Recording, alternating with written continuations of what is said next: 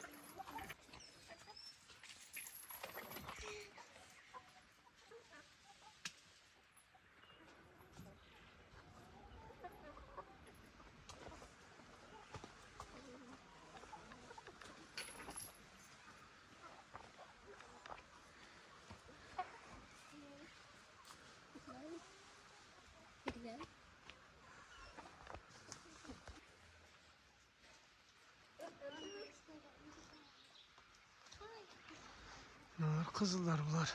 Terilip cennet almalar. Bunlar kripsonlar. Kaç retki yapmalı.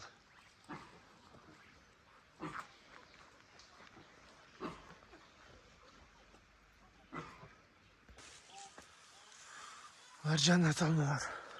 Varınca kızarıyla yemi soğuk düşüyor, yemi kızarıp gitmese. Bak. Önce kızarıyor.